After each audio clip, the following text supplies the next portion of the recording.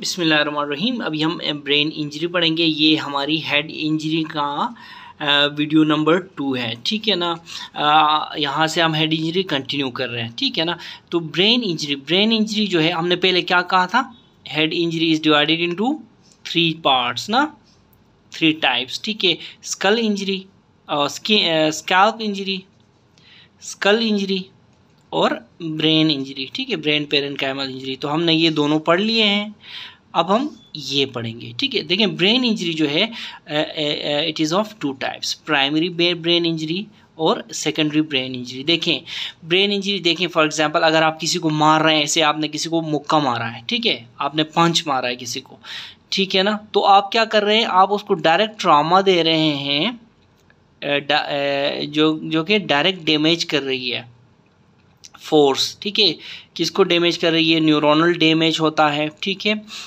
और इसको, ये जो डायरेक्ट फोर्स है, इसको हम प्राइमरी ब्रेन इंजरी बोलते हैं, ठीक है ना। अब इस प्राइमरी ब्रेन इंजरी की वजह से फिर क्या होता है, फिर इंट्राक्रैनियल प्रेशर रेज होता है, हाइपोटेंशन हो जाता है, हाइपोक्सिया हो जाता है, ठीक है।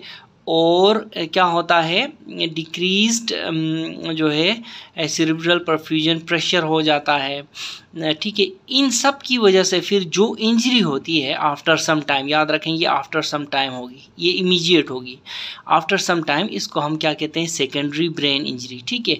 और ये प्रिवेंटेबल इंजरी है, ठीक है।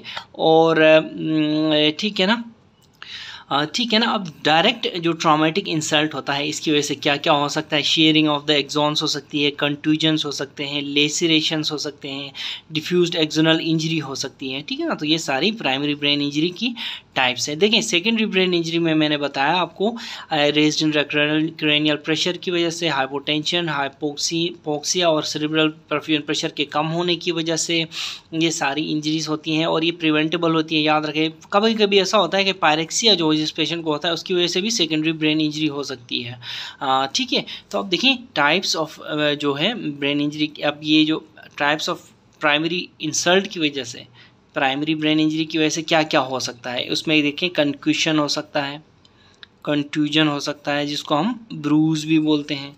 इसी तरह एपिड्यूरल हीमाटोमा बन सकता है जिसको एक्स्ट्राड्यूरल कहते हैं, और सबड्यूरल हीमाटोमा बन सकता है, डिफ्यूज्ड एक्सोनल इंजरी हो सकती है, ठीक है। ये सारी की सारी चीज़ें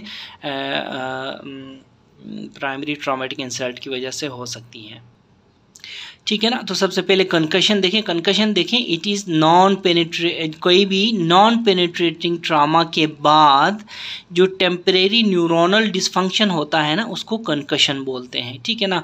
इस केस में एनसीसीटी जो है वो नॉर्मल होता है, और ये रिजॉल्व, जो भी डेफिसिट इसमें पड़ता है वो रिजॉल्व हो जाता है मिनट्स टू आवर्स में, ठीक है। याद रखें कंकशन में एनसीसीटी नॉर्मल होता है, ठीक है ना। फिर नेक्स्ट हमारे पास आता है कंट्यूजन, जिसको हम ब्रूज भी बोलते हैं। कंट्यूजन की बेसिक की डेफिनेशन जो है ना, it is defined as collection of blood outside the blood vessel, इसको कंट्यूजन कहते हैं। फॉर एग्जांपल आपने सुना होगा स्किन कंट्यूजन, लंग कंट्यूजन, तो सेरिब्रल कंट्यूजन भी इसमें होती है, ठीक है ना। तो ये कंट्यूजन इसको बोलेंगे, ठीक है। नेक्स्ट है हमारे पास एपिड्यूरल हेमाटोमा। तो ये है collection of blood between skull and the dura के ऊपर, ठीक है, इसको एपिड्यूरल हीमाटोमा बोलते हैं, ठीक है ना। जो एपिड्यूरल हीमाटोमा होता है इसको हम क्या कहते हैं, एक्स्ट्राड्यूरल हीमाटोमा भी बोलते हैं। ड्यूरा के बाहर या ड्यूरा के ऊपर, अंदर नहीं, ठीक है, स्कल और ड्यूरा के बीच में ये हीमाटोमा बनता है, ठीक है ना। इस वीडियो में देखें, ये आपको कंट्यूजन नज़र आ रहा है, ये एपिड्यूरल हीमाटोमा है, ये ड्यूरा मैटर है, और ये स्कल है। इसके बीच में आपको कन्वेक्स टाइप जो है आपको हीमाटोमा नज़र आ रहा है, ठीक है ना। तो ठीक है ना। इसी तरह अब एक होता है सब ड्यूरल हीमाटोमा, ये देखें, ये सब ड्यूरल हीमाटोमा आपको नज़र आ रहा है।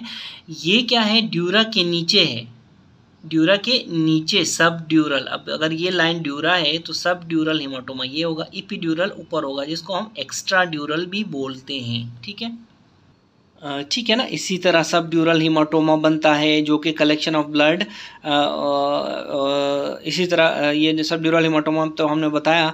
डिफ्यूज एक्सटर्नल इंजरी होती है। इसी तरह सब अरेक्नाइड हेमरेज भी होता है प्राइमरी ट्रॉमेटिक इंसल्ट की वजह से। एक एक करके हम ये सारी चीज़ें डिस्क्राइब करेंगे।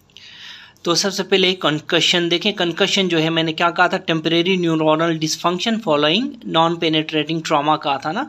मिनट्स टू आवर्स में ये रिजॉल्व हो जाता है। इसमें याद रखें सीटी नॉर्मल होती है। अभी मैंने आपको 6 चीज़ें बताई हैं। क्या क्या? Concussion, contusion, DAI, extra ड्यूरल haematoma, सब ड्यूरल हीमाटोमा, सब अरेक्नाइड हेमरेज। इन सब में कंकशन के अलावा किस में सीटी नॉर्मल होता है? तो आपका आंसर है DAI, डिफ्यूज्ड एक्सटर्नल इंजरी। याद रखें, डिफ्यूज्ड एक्सटर्नल इंजरी में भी सीटी नॉर्मल होता है, कंकशन में भी सीटी नॉर्मल होता है। ठीक है ना। नेक्स्ट है हमारे पास contusion. Contusion is collection of blood outside the blood vessel, ये मैंने कहा था ना। अब देखें कंटूजन जो होती है वो 2 तरह की होती है। ठीक है ना। फॉर एग्जांपल देखें, अगर किसी ने आपको रॉड मारा ऐसे डंडे से, ठीक है, सर पे मारा, तो जो at the point of the object जो आपको चोट लगेगी उसको हम कूप कंटूजन बोलते हैं। और जो ऑपोजिट, उसके बिल्कुल ऑपोजिट जो चोट लगेगी आपको, कॉन्ट्री कूप कंटूजन बोलते हैं। ठीक है। तो कंटूजन क्या है? 2 टाइप्स की होती है। ठीक है ना। अब देखें यहाँ पे इस पिक्चर में देखें, आपको रॉड मारा गया है। यहाँ पे देखें इस जगह में अगर रॉड लगती है तो at the site of primary impact जो आपको कंटूजन होगा उसको कूप कंटूजन बोलेंगे। इस डायग्राम में देखें, आपको चोट तो इधर लगी है लेकिन आपको इंजरी यहाँ पे रेड पीछे, बिल्कुल डंडा इधर लगा है, चोट इधर लगी है, तो इसको हम कॉन्ट्री कूप इम्पैक्ट, कॉन्ट्री कूप कंटूजन बोलेंगे। ठीक है ना। तो ये कूप और कॉन्ट्री कूप। देखें, याद रखें, most common site of contusion कौन सी होती है? It is inferior frontal lobe और टेम्पोरल लोब में मोस्ट कॉमन साइट होती है कंटूजन की। ठीक है। अब देखें, जो डायग्नोसिस के लिए इन्वेस्टिगेशन ऑफ चॉइस क्या है कंटूजन के लिए? NCCT है। ठीक है, नॉन कंट्रास्ट CT है। देखें, जितनी भी हेड इंजरीज है ना, उसमें डायग्नोसिस के लिए आप CT यूज़ करेंगे, लेकिन मैंने पहले भी कहा था डिफ्यूज्ड एक्सटर्नल इंजरी में आप MRI कराएंगे। इसके अलावा कंकशन में भी MRI की ज़रूरत पड़ती है। CT नॉर्मल होता है। बस कंकशन देखें, इसमें कोई ख़ास वो नहीं है कि आप इन्वेस्टिगेट करना शुरू कर दें। ठीक है। अच्छा, ठीक है। नेक्स्ट जो है मैनेजमेंट कैसे करेंगे? कंटूजन को कैसे मैनेज करेंगे? ठीक है। देखिए, मैनेजमेंट में मोस्टली मेजॉरिटी कंजर्वेटिव ही जाते हैं हम, लेकिन कुछ केसेस में हम डिलेड सर्जिकल इंटरवेंशन करते हैं। वाई और क्यों? किन पेशेंट्स में? ऐसे पेशेंट्स में जिनमें मास इफेक्ट आता है, उनमें हम डिलेड सर्जिकल इंटरवेंशन करते हैं। ठीक है ना। नेक्स्ट है हमारे पास एक्स्ट्राड्यूरल हीमाटोमा और सब ड्यूरल हीमाटोमा। देखें, अगर आपके पास फॉर एग्जांपल ये स्कल है, ठीक है ना, ये आपका स्कल है, ठीक है ना, तो सब ड्यूरल हीमाटोमा जो होता है, एक्स्ट्रा ड्यूरल हीमाटोमा जो होता है वो होता है ड्यूरा के ऊपर, जैसा मैंने पहले भी बताया। इसको हम रेड बनाते हैं। रेड सा हम क्यों बनाएंगे? रेड सा हम देखें इसलिए बनाएंगे क्योंकि इसमें आर्टीरियल ब्लड होता है। याद रखें, एक्स्ट्रा ड्यूरल हीमाटोमा में कौन सा ब्लड होता है? आर्टीरियल ब्लड होता है। ठीक है ना। एक्स्ट्रा ड्यूरल हीमाटोमा में आर्टीरियल ब्लड और सब ड्यूरल हीमाटोमा में वेनस ब्लड होता है। ठीक है। इसको मैं देखें इसीलिए रेड बना रहा हूँ। ठीक है। इसमें आर्टीरियल ब्लड होता है और सब ड्यूरल हीमाटोमा में क्या होता है? Venous blood. इसको मैं ब्लू बनाता हूँ। ठीक है ना। तो थोड़ी सी एनाटॉमी में आपको दिखाता हूँ। ठीक है। ये देखें, ये हमारी स्किन है, हेयर है, आपके फिर स्कैल्प की डिफरेंट लेयर्स, और फिर हमारी स्कल आती है। स्कल के बाद देखें ड्यूरा मैटर, एरेक्नॉइड मैटर आती है, फिर और पाया मैटर आती है। देखें, नीचे से शुरू करें तो ये P, ठीक है, P, एरेक्नॉइड A और क्या? D, dura mater. ठीक है। तो यानी कि ब्रेन, ये देखिए नीचे ब्रेन है, सेरेब्रल कॉर्टेक्स नजर आ रहा है। ब्रेन और स्कल के बीच में एक पेड है, PAD, ये निमोनिक है, पेड है। अंदर सबसे पाया मैटर, उसके बाद बीच में अरेक्नॉइड मैटर और उसके बाद ड्यूरा मैटर। अब देखें, अगर स्कल और ड्यूरा मैटर के बीच में ब्लीडिंग हो तो इसको हम एक्स्ट्रा ड्यूरल या एपिड्यूरल बोलते हैं। इपी मतलब ऊपर, ठीक है। अगर ड्यूरा और अरेक्नाइड के बीच में कोई क्या कहते हैं ब्लीडिंग हो तो इसको हम सब ड्यूरल, ड्यूरा के नीचे सब ड्यूरल हेमाटोमा बोलते हैं। ठीक है, ठीक है ना। देखिए स्कल में एक वीकेस्ट पॉइंट होता है, स्कल का वीकेस्ट पॉइंट क्या कहते हैं इसको, टीरियन। और टीरियन किस जगह पे लाई करता है, टेम्पोरल बोन में होता है ये टीरियन। ठीक है ना। अगर देखें टीरियन के बिल्कुल नीचे मिडल मेनिंजियल आर्टरी होती है, टीरियन के बिल्कुल नीचे मिडल मेनिंजियल आर्टरी, और अगर ट्रिवियल ट्रॉमा भी हो ना टेम्पोरल लोब पे तो ये आर्टरी फिर ब्लीड कर जाती है। जब ये आर्टरी ब्लीड करती है ना तो फिर आपको क्या देगी, ये एक्स्ट्रा ड्यूरल हेमाटोमा देगी। याद रखें extra ड्यूरल haematoma does not cross suture line, ये आपने याद रखना है। ठीक है ना। तो यहाँ पे देखें ये एक तरफ ये स्कल है आपका, ठीक है ना, एक तरफ एपिड्यूरल हेमाटोमा बना हुआ है और दूसरी तरफ सबड्यूरल हेमाटोमा बना है। अब देखें यहाँ पे फ्रैक्चर है, ट्रिवियल ट्रॉमा लगा है। ठीक है, याद रखें एपिड्यूरल हेमाटोमा में ट्रिवियल ट्रॉमा से ही एपिड्यूरल हेमाटोमा हो सकता है। सब अरेक्नॉइड हेमाटोमा के लिए ज़्यादा फोर्स चाहिए होती है, सब ड्यूरल हेमाटोमा के लिए ज़्यादा फोर्स चाहिए होती है। ठीक है ना। अब यहाँ देखें ये स्कल फ्रैक्चर हुआ है, स्कल के ये टीरियन के बिल्कुल नीचे मिडल मेनिंजियल आर्टरी है वो रप्चर हो गई है और यहाँ पे ब्लीड हुआ है, और ड्यूरा का ये पील्ड ऑफ इफेक्ट आया हुआ है। देखें dura is peeled of from the skull. ठीक है, स्कल के साथ लगी होती है, यहाँ पे ये देखें स्कल के साथ लगी हुई है, लेकिन यहाँ पे पील ऑफ हो चुकी है। ठीक है ना, जिसकी वजह से कलेक्शन ऑफ ब्लड हुई है। इसको हम एक्स्ट्रा ड्यूरल या फिर एपिड्यूरल हेमाटोमा बोलते हैं।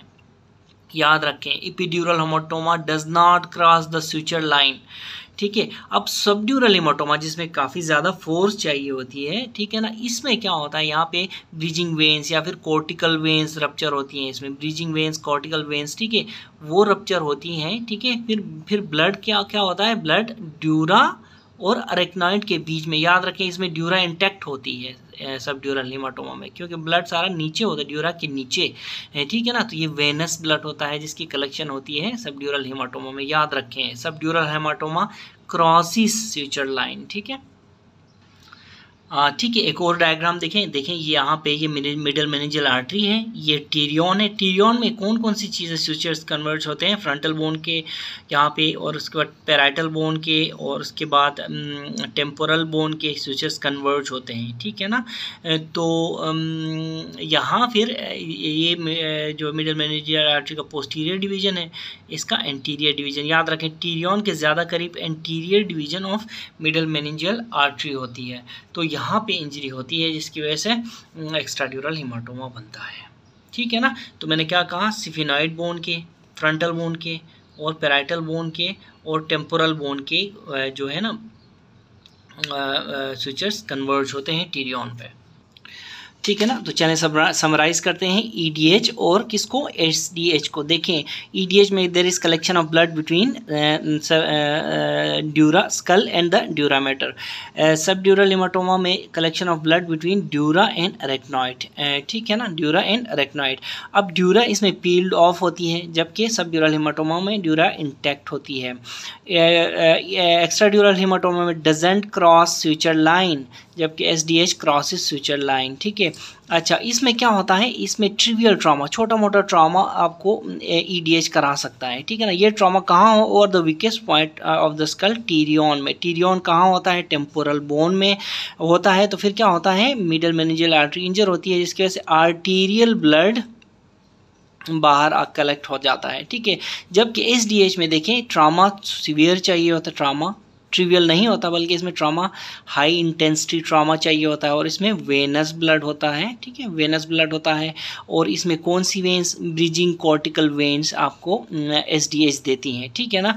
इसी तरह देखें लूसिड इंटरवल पॉजिटिव होता है ईडीएच में। ठीक है, लूसिड इंटरवल क्या होता है, लूसिड इंटरवल इज, देखें ये बॉक्स याद रखें लूसिड इंटरवल के लिए, ये बॉक्स, ठीक है ना, ये box between the periods of two consciousness intervals there is a period of consciousness। ठीक है, यानी कि between two unconscious intervals, unconscious, देखो इधर भी पेशेंट अनकॉन्शियस है, इधर भी पेशेंट अनकॉन्शियस है, between in both of them एक इंटरवल आया है जिसमें पेशेंट होश में आता है। इस होश में आने को लूसिड इंटरवल कहते हैं, ठीक है ना। अच्छा, फिर सब एरेक्नॉइड हेमरेज के बारे में पूछा जाता है कि आया एक्यूट और सब एक्यूट और क्रॉनिक में क्या फ़र्क है, ठीक है। याद रखें, सब ड्यूरल हेमाटोमा, ये सब एरेक्नॉइड नहीं है, सॉरी, सब ड्यूरल हेमाटोमा है। तो सब ड्यूरल हेमाटोमा के बारे में पूछा जाता है कि एक्यूट, सब एक्यूट और क्रॉनिक क्या होता है। तो एक्यूट अगर लेस देन 3 डेज़ की ड्यूरेशन हो तो हम उसको एक्यूट बोलेंगे। सब एक्यूट 4 से 21 दिन की ड्यूरेशन हो, कभी कभी वीक्स में पूछते हैं, याद रखें, तो हम सब एक्यूट बोलेंगे। अगर क्रोनिक ड्यूरेशन किसको बोलेंगे, ग्रेटर देन 21 डेज, 3 वीक से ज़्यादा का ड्यूरेशन हो तो हम क्रोनिक क्या बोलेंगे, क्रोनिक सबड्यूरल हेमाटोमा, ठीक है। तो ये कुछ चीज़ें हैं सबड्यूरल हेमाटोमा और एक्स्ट्रा ड्यूरल हेमाटोमा में, ठीक है, ठीक है। इसी तरह जो सबड्यूरल हेमाटोमा है एल्डरली में होता है और सिग्निफिकेंट ट्रॉमा इनको चाहिए होता है, और कॉर्टिकल वेन्स और ब्रिजिंग वेन्स की वजह से वेनस ब्लड कलेक्ट होता है। देखें, एक्स्ट्रा ड्यूरल हेमाटोमा और सबड्यूरल हेमाटोमा के लिए हम इन्वेस्टिगेशन ऑफ चॉइस कौन सी रखते हैं, NCCT, ठीक है ना। CT इसमें इंपॉर्टेंट रोल प्ले करता है दोनों की डायग्नोसिस में, ठीक है। तो CT में हमें क्या नज़र आएगा, एक्स्ट्रा ड्यूरल हेमाटोमा में हमें बाइकन्वेक्स या लेंटिकुलर इस तरह का हाइपरडेंस लेयर नज़र आएगा हमें। अच्छा, सबड्यूरल हेमाटोमा में कनकेवो कन्वेक्स इस तरह का हमें हाइपरडेंस लेयर नज़र आएगा, ठीक है ना। ये देखें, ये CT स्कैन है, इसमें देखें आपको कनकेवो बाई कन्वेक्स या फिर लेंटिक्यूलर लेंस टाइप आपको हाइपरडेंस एरिया नज़र आ रहा है, ये EDH है। जबकि इसमें देखें आपको बाई कनकेवो कन्वेक्स यानी क्रिसेंट शेप्ड आपको वो हाइपरडेंस एरिया नज़र आ रहा है, ये है SDH। तो ये CT आपने कभी नहीं भूलनी, ठीक है। अब मैनेजमेंट कैसे करेंगे एक्स्ट्रा ड्यूरल की और सब ड्यूरल की। देखें, एक्स्ट्रा ड्यूरल हेमाटोमा में वहाँ पे क्या है, कलेक्शन ऑफ ब्लड है, आपने क्या करना है, ड्रेन करना है, उस ब्लड को ड्रेन करना है, ठीक है ना। या तो ऐसे केस में आप बुर होल करेंगे या फिर बुर बोल दो, ठीक है, या फिर क्रेनियोटोमी करेंगे, ठीक है ना। और सब ड्यूरल हेमाटोमा में आप देखें, अगर तो हेमाटोमा स्मॉल है तो कंजर्वेटिव मैनेजमेंट में चलेंगे, अगर लार्ज हेमाटोमा है तो हमें क्रेनियोटोमी की ज़रूरत पड़ सकती है, याद रखें। बहुत इंपॉर्टेंट पॉइंट बता रहा हूँ आपको, लाइफ सेविंग पॉइंट्स है ये, ठीक है। अब कभी कभी क्वेश्चन पूछा जाता है कि एक पेशेंट को हेड इंजरी हुई है, ठीक है, वो अनकॉन्शियस हुआ पड़ा है, अनकॉन्शियस को आइंदा LOC लिख दूंगा मैं, लॉस ऑफ कॉन्शियस, ठीक है। अनकॉन्शियस बड़ा सा लिखने में स्याही ज़ाया होती है, मैं बड़ा कंजूस हूँ। अच्छा, उसके बाद देखें फिर CT होती है, ठीक है। CT, अगर CT में हेमाटोमा आया उस पेशेंट का, ठीक है, हेड इंजरी हुई, पेशेंट अनकॉन्शियस हुआ, CT की हेमाटोमा है, तो आप बरहोल कहाँ करोगे, डेफिनेटली इतनी बड़ी खोपड़ी है, इसमें आपने कहाँ करना है बरहोल, इतना सा बरहोल होता है, ठीक है ना। तो आपका आंसर क्या होना चाहिए, we will create the burr hole at the close to the pterion, ठीक है। देखें, हमारे पास 2 टेरियन है, एक इधर है एक इधर है, ठीक है ना। We will create burr hole close to the pterion on the side of the haematoma. अब हेमाटोमा इस तरफ है तो हम इस टेरियन के पास, इस तरफ है तो इस टेरियन के पास हम क्या करेंगे, बरहोल का सुराख करेंगे। देखें, टेरियन क्या होता है ये मैंने पहले भी आपको बताया, ठीक है। एक बार फिर बताता हूँ, क्राइटेरियन एक ऐसा weakest point of the skull है जो कि मौजूद होता है convergence of frontal lobe, parietal lobe, temporal lobe और frontal lobe, frontal bone, temporal bone और सिफिनाइड बोन के कन्वर्जेंस पे, इस पॉइंट के करीब हम क्या करेंगे, बुरहोल क्रिएट करेंगे, ठीक है, ठीक है ना। फ़र्ज़ करो आपके पास CT नहीं है तो आप कैसे पेशेंट को बुरहोल करेंगे। देखिए, अगर CT नहीं है तो हम on the basis of suspicion हम CT बुरहोल करेंगे, ठीक है ना। और हम देखेंगे कि ऐसे केसेस में पेशेंट की प्यूपिल्स को, CT नहीं है तो हम पेशेंट के प्यूपिल्स को, जिस तरफ डायलेटेड प्यूपिल है ना उस तरफ के टेरियन के करीब हम बुरहोल क्रिएट करेंगे। बहुत इंपॉर्टेंट पॉइंट है ये, बहुत इंपॉर्टेंट। अब हम पढ़ेंगे सब एरेक्नॉइड हेमरेज। देखें, मोस्ट कॉमन कॉज ऑफ जो सब एरेक्नॉइड हेमरेज है वो है trauma followed by spontaneous rupture of the berry's aneurysm, ठीक है ना। देखें, इसमें क्या होता है, patient will go into sudden transient loss of consciousness and severe excruciating pain होगा। और पेशेंट इस पेन को डिफ़ाइन कैसे करेगा, पेशेंट इसके पेन को डिफ़ाइन करेगा कि ये सर ये मेरा worst headache of my life है, ठीक है। इसके साथ देखें इसमें नेक स्टिफनेस भी पॉजिटिव होगी और वोमिटिंग भी पॉजिटिव होगी। और फोकल न्यूरोलॉजिकल जो डेफिसिट है याद रखें इसमें अनकॉमन होता है। ऑलवेज रिमेंबर के फोकल न्यूरोलॉजिकल डेफिसिट अनकॉमन होता है किसमें, सबरेक्नाइट हेमरेज में। तो ये पॉइंटर्स क्या हैं सबरेक्नाइट हेमरेज के, हमेशा आप देखेंगे कि क्वेश्चन में स्टेम में आपको फोकल न्यूरोलॉजिकल डेफिसिट आपको नेगेटिव मिलेगा और एक्सक्रूशिएटिंग हेडेक होगा, जो पेशेंट इसको डिस्क्राइब कैसे करेगा, as worst headache of my life. ठीक है। अच्छा, एक और बात याद रखें कि हॉलमार्क जो होता है, हॉलमार्क ऑफ सबरेक्नाइट हेमरेज जो कि एन्यूरिज्मल रप्चर की वजह से हुआ हो, इसके हॉलमार्क्स क्या है देखिए। इसमें सडन ऑनसेट हेडेक होगा, फोकल न्यूरोलॉजिकल डेफिसिट नेगेटिव होगा और ज़ेंथोक्रोमिक स्पाइनल फ्लूइड होगा। Xanthochromic spinal fluid means blood in CSF। ठीक है ना। इन्वेस्टिगेशन ऑफ चॉइस क्या है, अगेन NCCT हेड है और जो मैनेजमेंट है most of them are conservatively managed. Next है हमारे पास डिफ्यूज़ एक्सटर्नल इंजरी। देखें डिफ्यूज़ एक्सटर्नल इंजरी में क्या होता है, सीवियर हेड इंजरी होती है इसमें और फिर वाइड स्प्रेड एक्सटर्नल डैमेज होता है। और ये जो एक्सटर्नल डैमेज होता है ये कहाँ होता है, it involves both of the cerebral hemispheres. ठीक है ना। अब इसमें जो टाइप ऑफ स्ट्रेन होता है वो एक्सेलरेशन स्ट्रेन, डिसेलरेशन स्ट्रेन और एंगुलर स्ट्रेन की वजह से शेयरिंग स्ट्रेस लगता है और शेयरिंग स्ट्रेस की वजह से वाइड स्प्रेड एक्सटर्नल डैमेज होता है। ठीक है। अब मोस्ट कॉमन लोब कौन सा इन्वॉल्व होता है इसमें, मोस्ट कॉमन लोब। ठीक है। तो most common lobe involve in diffused external injuries lobar wide matter. याद रखें एग्जैक्टली कहाँ ये अगर पूछें लोबार वाइड मैटर में, तो at the junction of grey and white matter आपने कहना है। उसके बाद that is followed by corpus callosum and that is followed by brainstem। So सबसे पहले lobar wide matter at the junction of grey and white matter। ठीक है। और उसके बाद नेक्स्ट है कॉर्पस कैलोजम और फिर ब्रेनस्टेम। ठीक है ना। अब देखें क्लिनिकल फीचर्स देखते हैं डिफ्यूज एक्सटर्नल इंजरी के।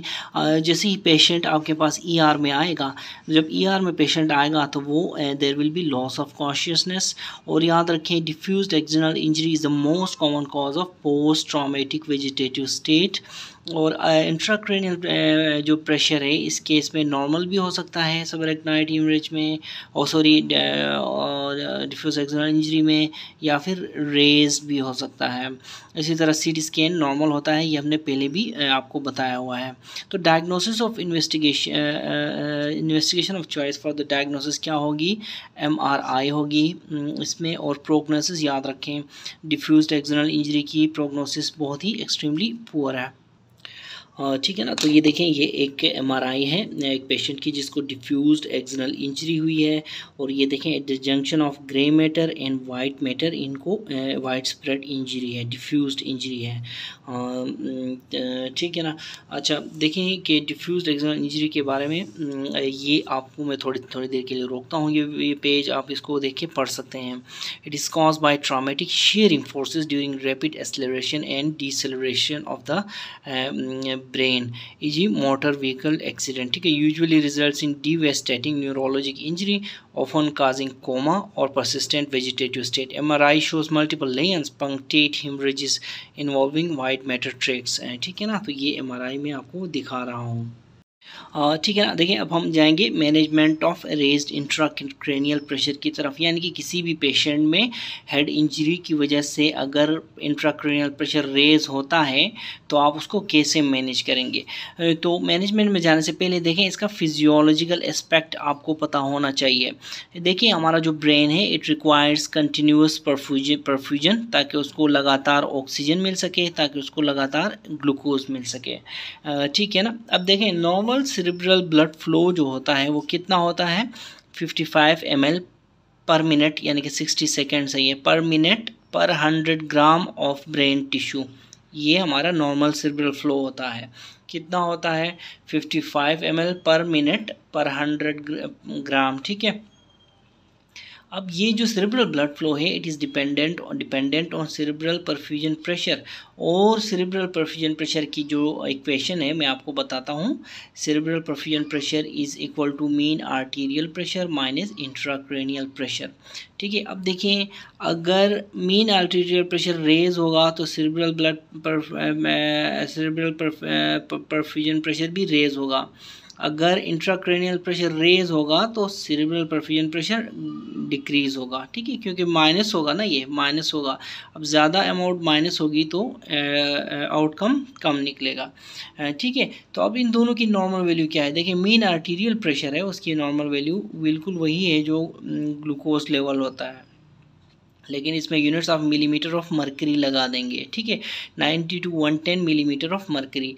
नॉर्मल इंट्राक्रैनियल प्रेशर कितना होता है? 5 to 15 मिलीमीटर ऑफ मर्करी। तो अब ये वैल्यूज़ पुट करें तो नॉर्मल सेरेब्रल परफ्यूजन प्रेशर कितना आता है? 75 to 100 मिलीमीटर ऑफ मर्करी। याद रखें ये सारे मिलीमीटर ऑफ मर्करी में है। ठीक है ना, 90 में से 15 माइनस करें 75 आएगा, और 110 में से 5 माइनस करें 105 आएगा। तो 75 to 105 रेंज होती है नॉर्मल सेरेब्रल परफ्यूजन प्रेशर की।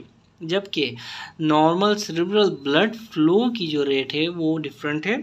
ठीक है, वो फ्लो है, वेलोसिटी। ठीक है, 55 ml पर 60 second, 55-60-100 gram of brain tissue. ठीक है, ये डिफरेंट है, ये cerebral perfusion pressure value different है। ठीक है, अब देखें हेड इंजरी के पेशेंट में क्या होता है? इंक्रीज इंट्राक्रैनियल प्रेशर होता है।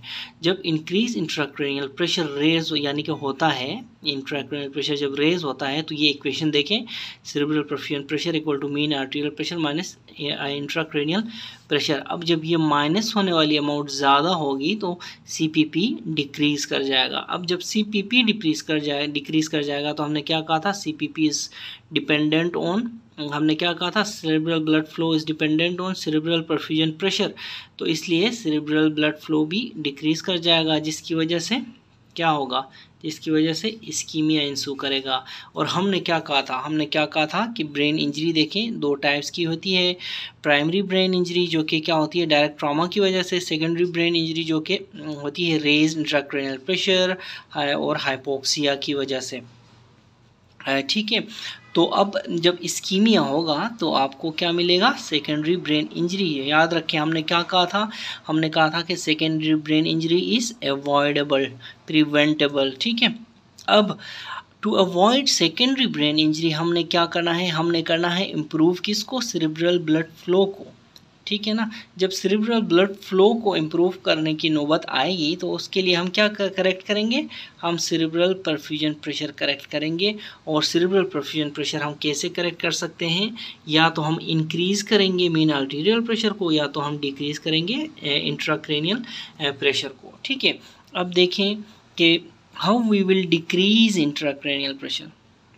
यहाँ पे हम डिस्कस करेंगे कि how we will decrease intracranial pressure, और दूसरे उसमें हम डिस्कस करेंगे how we will increase mean arterial pressure. ठीक है, अब देखें इंट्राक्रैनियल प्रेशर को हम दो तरीक़ों से डिक्रीज़ कर सकते हैं। एक तो हम वेंट्रिकुलोस्टमी करेंगे ताकि जितना CSF बना हुआ है वो ड्रेन हो, और जब ड्रेन होगा डेफिनेटली एक क्लोज चैम्बर है स्कल, वहाँ पे से फ्लूइड ड्रेन होगा तो प्रेशर भी कम होगा, इंट्राक्रैनियल प्रेशर डिक्रीज़ होगा। अब जब इंट्राक्रैनियल प्रेशर डिक्रीज़ होगा तो आपको इस निमोनिक इस इक्वेशन में फिट करना है चीज़ों को। ठीक है, अब इंट्राक्रैनियल प्रेशर कम होगा तो ऑटोमेटिकली सेरेब्रल परफ्यूजन प्रेशर ज़्यादा होगा, और ये फिर सेरेब्रल ब्लड फ्लो को भी ज़्यादा कर देगा। ठीक है, दूसरा हमारे पास ऑप्शन होता है ऑस्मोथेरेपी का। ठीक है ना, ऑस्मोथेरेपी में हम क्या देते हैं? मैनिटोल देते हैं या फिर 3% सेलाइन देते हैं, जिसको हम हाइपरटोनिक सेलाइन बोलते हैं। याद रखें mannitol is an osmotic diuretic. Mannitol के ऊपर पूरे का पूरा लेक्चर मौजूद है मेरे चैनल में। ठीक है, ठीक है, अब तीसरा है हमारे पास क्या है? Pressure therapy. देखें क्रेनियम जो है, क्रेनियम एक रिजिड स्ट्रक्चर है, मैंने पहले भी आपको बताया। तो अब इसमें किसी भी फ्लो को यानी कि सेरेब्रल परफ्यूजन प्रेशर को या फिर सेरेब्रल ब्लड फ्लो को अल्टर करने के लिए हम मेन आर्टीरियल प्रेशर को चेंज कर सकते हैं। ठीक है, मेन आर्टीरियल प्रेशर को हम कैसे चेंज करें, यानी कि बढ़ाएं कैसे कि सेरेब्रल ब्लड परफ्यूजन प्रेशर बढ़े और सेरेब्रल ब्लड फ्लो बढ़े, उसके लिए हम प्रेशर थेरेपी यूज़ करते हैं, फॉर एग्जांपल डोपामिन और नॉरएपिनेफ्रिन। ठीक है, तो हमारे पास कितने वो आ गए, मेथड्स आ गए सेरेब्रल ब्लड फ्लो को इंक्रीज़ करने के लिए। एक है हमारे पास वेंट्रिकुलोस्टमी, जिसकी वजह के थ्रू हमने इंट्राक्रैनियल प्रेशर डिक्रीज़ किया तो सेरेब्रल ब्लड फ्लो इंक्रीज़ हो गया। दूसरा है ऑस्मोथेरेपी, यानी मैनिटोल और 3% नॉर्मल सलाइन, ठीक है ना, जिसकी वजह से इंट्राक्रैनियल प्रेशर कम हुआ तो सेरेब्रल परफ्यूजन प्रेशर ज़्यादा हो गया और इनडायरेक्टली सेरेब्रल ब्लड फ्लो ज़्यादा हो गया। तीसरा हमने देखा कि हम मेन आर्टीरियल प्रेशर कैसे रेस कर सकते हैं, तो वो है हमारे पास प्रेशर थेरेपी, जिसमें हम क्या देते हैं, नॉरएपिनेफ्रिन और डोपामिन। ठीक है, यहाँ पे मैंने दूसरे पेज में बताया था कि प्रेशर थेरेपी में हम डोपामिन और नॉरएपिनेफ्रिन यूज़ करते हैं। ठीक है, अब देखें कुछ पेशेंट्स ऐसे होते हैं जिनमें अनकंट्रोल्ड रेज इंट्राक्रैनियल प्रेशर होता है। ऐसे पेशेंट्स में सेरेब्रल हर्निएशन हो सकती है और सेरेब्रल टॉन्सिलर हर्निएशन हो सकती है थ्रू फोरामेन मैग्नम। ठीक है, अब जब एक बार सेरेब्रल टॉन्सिलर हर्निएशन हो जाए थ्रू फोरामेन मैग्नम, कंप्रेशन होती है किस चीज़ की, मेड्यूला में मौजूद आपके वेजोमोटर सेंटर्स और रेस्पिरेटरी सेंटर्स में। अब इनकी कंप्रेशन होती है तो फिर एक टर्म आती है हमारे पास जिसको हम कुशिंग्स ट्रायड बोलेंगे। ठीक है, कुशिंग्स ट्रायड में 3 चीज़ें होती हैं, कौन कौन सी, हाइपरटेंशन और ब्रेडिकार्डिया। ठीक है, ब्रेडिकार्डिया, हाइपरटेंशन और इरेगुलर रेस्पिरेशन। ठीक है, इरेगुलर रेस्पिरेशन जो है वो इरेगुलर हो जाती है, इसको हम कुशिंग्स ट्रायड बोलते हैं। इसको एज ए निमोनिक आप HBR याद रखें, हाइपरटेंशन, ब्रेडिकार्डिया और इरेगुलर रेस्पिरेशन। ठीक है ना। अब देखें, जब भी आपके पास आपने ये पैथोफिजियोलॉजी अंडरस्टैंड करनी है, ठीक है ना, क्योंकि मैनेजमेंट अगर आप अंडरस्टैंड करेंगे पैथोफिजियोलॉजी तो आप मैनेजमेंट को भी इजीली अंडरस्टैंड कर पाएंगे। अब देखें, मैनेजमेंट ऑफ कोई भी raise intracranial pressure because of any reason हो तो उसका करेक्ट ऑप्शन जो है वो that is dependent on pathophysiology. ठीक है, इसलिए आपको ये पैथोफिजियोलॉजी आना बहुत ज़रूरी है। मिसाल के तौर पे मैं आपको 2 कंडीशंस बताता हूँ। देखें, एक पेशेंट को इंट्राक्रैनियल प्रेशर रेज्ड है, क्यों रेज्ड है, उसको सबअरेक्नाइट हिमरेज हुआ है। ठीक है, अब सबअरेक्नाइट हिमरेज की वजह से उसका इंट्राक्रैनियल प्रेशर रेज्ड है। तो इन सबअरेक्नाइट हिमरेज क्या होता है, there is impaired drainage of the CSF। ठीक है, अब इम्पेयर्ड ड्रेनेज है तो आप क्या करेंगे, अगर आपको पैथोफिजियोलॉजी पता होगी तो डेफिनेटली आप क्या करेंगे, आप you will go to improve the drainage. और ड्रेनेज इम्प्रूव कैसे होगी, आप वेंट्रिकुलोस्टमी करेंगे। ठीक है ना, तो प्रेफर्ड इन सबअरेक्नाइट हिमरेज क्या है, वेंट्रिकुलोस्टमी। दूसरी सिचुएशन में आपको बताता हूँ कि आप देखें आपके पेशेंट को हेड इंजरी हुई है या फिर स्ट्रोक हुआ है। हेड इंजरी का पेशेंट, स्ट्रोक का पेशेंट, इसमें क्या होता है, साइटोटॉक्सिसिटी एडिमा, साइटोटॉक्सिक एडिमा होता है, इसको आप CTE भी लिख सकते हैं, साइटोटॉक्सिक एडिमा। अब इस एडिमा को रिड्यूस करने के लिए हम ऑस्मोथेरेपी यूज़ करते हैं।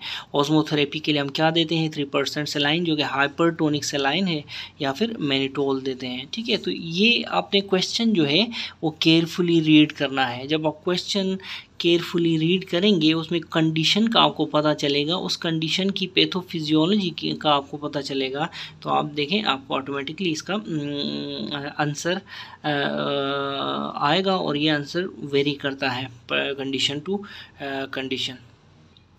ठीक है। अब देखिए स्टेप वाइज मैनेजमेंट जो approach for patient with increased intracranial pressure क्या है। देखिए first of all if you want to insert an ICP monitor तो हमारे पास दो ऑप्शंस हैं। एक हमारे पास है वेंट्रिकुलोस्टमी करें उस पेशेंट की, दूसरी हमारे पास ऑप्शन है कि इंट्रा पेरेन्काइमल आईसीपी मॉनिटर लगाएं। देखिए वेंट्रिकुलोस्टमी में हम क्या करते हैं, हम इंसर्ट करते हैं एक catheter in the lateral ventricles of the patient. याद रखें दोनों में से प्रेफर्ड जो प्रोसीजर है वो वेंट्रिकुलोस्टमी है।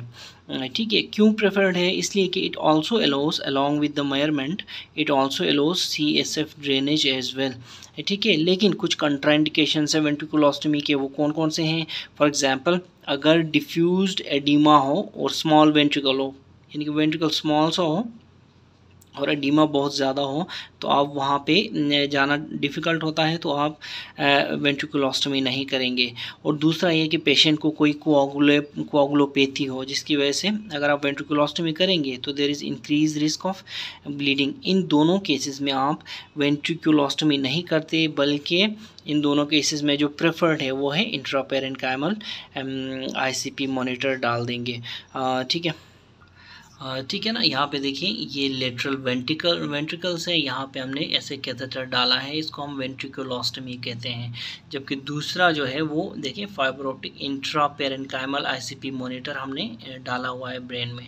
ठीक है, ये ब्रेन टिश्यू ऑक्सीजन प्रोब है।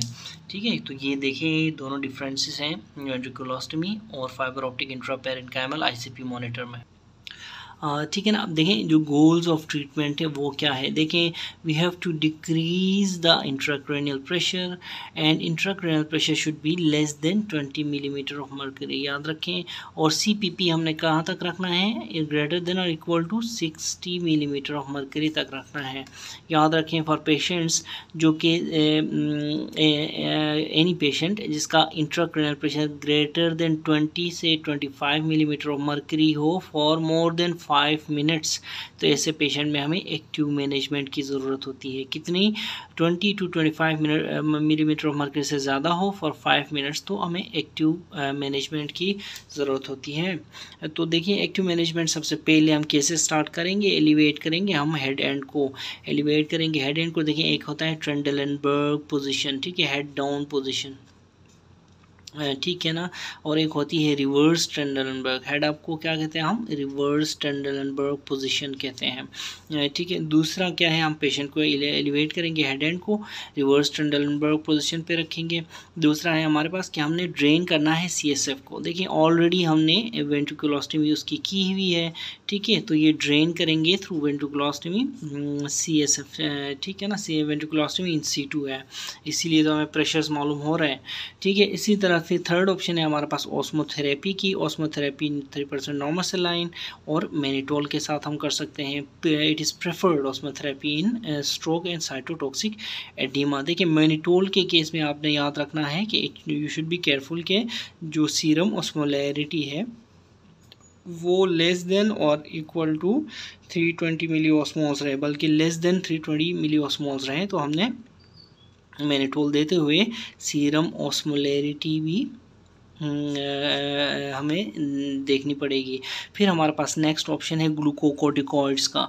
ग्लूकोकोर्टिकॉइड्स देखें इसमें जो प्रेफर्ड ड्रग है वो डेक्सामेथासोन है, ठीक है। ये हम किस केसेस में देते हैं, किस केसेस में नहीं देते, ये मैं आपको बताता हूँ। देखें ट्यूमर्स हो या फिर एब्सेस हो, ठीक है ना, इनमें क्या होता है, वेजोजेनिक एडिमा होता है, और जिन पेशेंट्स में वेजोजेनिक एडिमा होता है उनमें हम डेक्सामेथासोन प्रेफर करते हैं, ठीक है।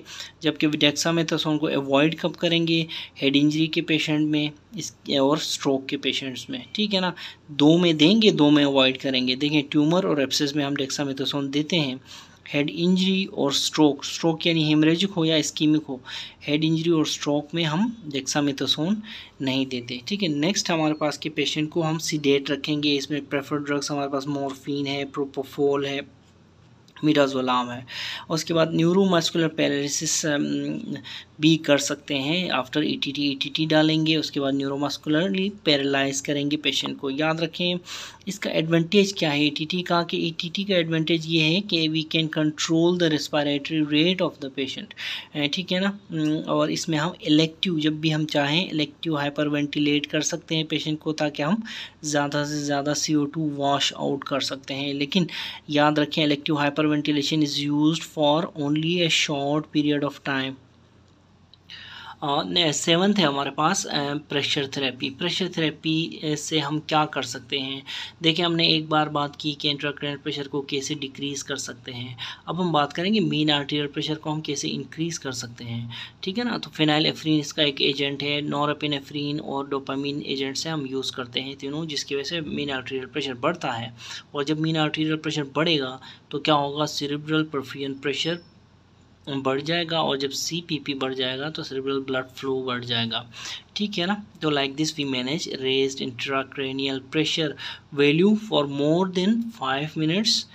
Raised intracranial pressure of greater than 20 to 25 millimetre of mercury को हम ऐसे मैनेज करेंगे, ठीक है ना। तो इसका निमोनिक क्या है, एलिवेटेड डॉग्स हाइपरवेंटिलेट प्रेशर। एलिवेटेड मतलब एलिवेट हेड एंड डॉग्स मतलब ड्रेनेज। ओ से ऑस्मोथेरेपी, ग्लूकोकॉर्टिकॉइड जिसमें डेक्सामेथासोन हमने दिया, और सिडेशन दिया। सिडेशन में प्रोपोफोल मिडाज़ोलाम दिया हमने, और क्या दिया सिडेशन में, मॉर्फिन दिया। उसके बाद हाइपर वेंटिलेट और प्रेशर में PENE और डोपामीन, फिनाइलेफ्रीन, नॉरएपिनेफ्रीन और डोपामीन। अब देखें सेकेंड टियर थेरेपी क्या है फॉर रेज्ड इंट्राक्रैनियल प्रेशर, इसके बारे में हम जानेंगे, ठीक है। अब जो सेकेंड टियर थेरेपी है, second tier therapy for raised intracranial pressure क्या क्या है, हम डिकम्प्रेसिव क्रेनिएक्टमी कर सकते हैं। देखें स्कल जो है, क्रेनियम जो है एक रिजिड स्ट्रक्चर है, ठीक है। तो हम डिकम्प्रेसिव क्रेनिएक्टमी करके इंट्राक्रैनियल प्रेशर को कम कर सकते हैं। दूसरा ऑप्शन हमारे पास क्या है, हाई डोज बारबिचुरेट्स हम दे सकते हैं। हाई डोज बारबिचुरेट थेरेपी, इसको हम क्या कहते हैं, पेंटोबार्बिटॉल कोमा, पेंटोबार्बिटॉल कोमा जिसको बोलते हैं। इससे क्या होता है, बारबिचुरेट्स क्या करते हैं, न्यूरोनल जो मेटाबॉलिज्म है उसको डिक्रीज़ करते हैं और लॉन्गिविटी ऑफ द न्यूरॉन्स को इंक्रीज़ करते हैं, ठीक है ना। तो ये एक मैकेनिज़्म है। दूसरा थर्ड मैकेनिज़्म हमारे पास है हाइपोथर्मिया क्रिएट करना, ठीक है ना। 37 डिग्री सेंटीग्रेड से 32 डिग्री सेंटीग्रेड तक हम रखते हैं, जो ये भी उसी मेथड के थ्रू डिक्रीज़ करता है न्यूरोनल मेटाबॉलिज्म, और जिसकी वजह से क्या होती है, longevity of the neurons increase होती है।